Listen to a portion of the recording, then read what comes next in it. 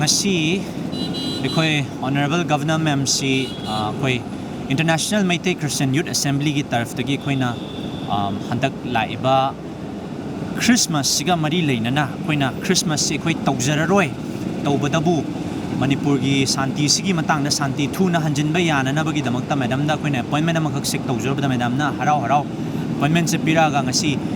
Imshiagi International Meitei Christian Youth Assembly na aikoi ai samak na luching jaba as an ambassador oina luching jaba duga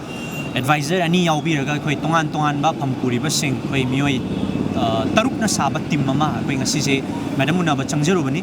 ado madam na aikoi da haibirak pa duga magi su thamoi gi warol haiba tare aikoi na Manipur se da ujik santi gi matang da leiba problem si mayam sina leingai tanja se da aikoi na Ningol chakubu phau tau khidrabanina aikoi su Christmas si koi madam koi tauraroi ge adubu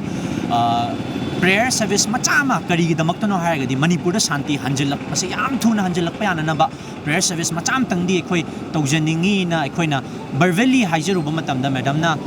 ma masa su yauna prayer service tu ma yaungningi haibagi apamba aikoi da phongdor le aduna hojik si aikoi date si 24 na 25 si koi yam thuna fix tawraga madam masa yauna Manipur gi santi gi matangda aikoi prayer service ama koi International Meitei Christian Youth Assembly sene aikoi chingjaraka na aikoi tawgadori duga madam na su aikoi na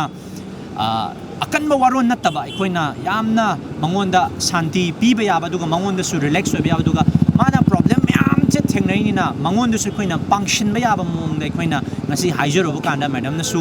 aikoi punna mana su any solution lor ko matamda International Meitei Christian Youth Assembly gi site tagi su aikoi lokthok loksin tawna ba yaba mating se dum longmina se haiba wafam se madam na su thambire duna aikoi athubada International Meitei Christian Youth Assembly na luching jaraga aikoi kanglup mayam sibu loina aikoi baton tawjarakanda yamna dumdam gi oiba celebration nataba adu maming khaki oiba Manipur da santi hanjalak pa yaba prayer service ama Honorable Governor su yauraga aikoi sinna ba aikoi prepare tawjaragani ai se televan thamse